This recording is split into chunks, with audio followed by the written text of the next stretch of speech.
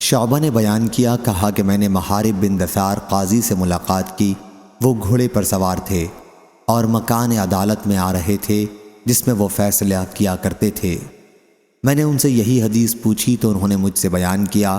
کہا کہ میں نے حضرت عبداللہ بن عمر رضی اللہ عنہ سے سنا، انہوں نے بیان کیا کہ رسول اللہ صلی اللہ علیہ وسلم نے فرمایا، جو آپ اپنا کپڑا غرور کی وجہ سے گھسیٹتا ہوا چلے گا، قیامت کے دن اس کی طرف اللہ تعالی نظر بھی نہیں کرے گا۔ شعبہ نے کہا کہ میں نے محارب سے پوچھا، کیا حضرت ابن عمر رضی اللہ عنہ نے تہبند کا ذکر کیا تھا؟ انہوں نے فرمایا کہ تہبند یا قمیص کسی کی انہوں نے تخصیص نہیں کی تھی۔ محارب کے ساتھ اس حدیث کو جبلہ بن سحیم اور زید بن اسلم اور زید بن عبداللہ نے بھی حضرت عبداللہ بن عمر رضی اللہ عنہ سے روایت کیا۔ انہوں نے حضرت صلی اللہ علیہ وسلم سے اور لیث اور نافع کے ساتھ اس کو موسیٰ بن عقبہ اور عمر بن محمد اور قدامہ بن موسیٰ نے بھی سالم سے، انہوں نے ابن عمر رضی اللہ عنہ سے، انہوں نے حضرت صلی اللہ علیہ وسلم سے روایت کی۔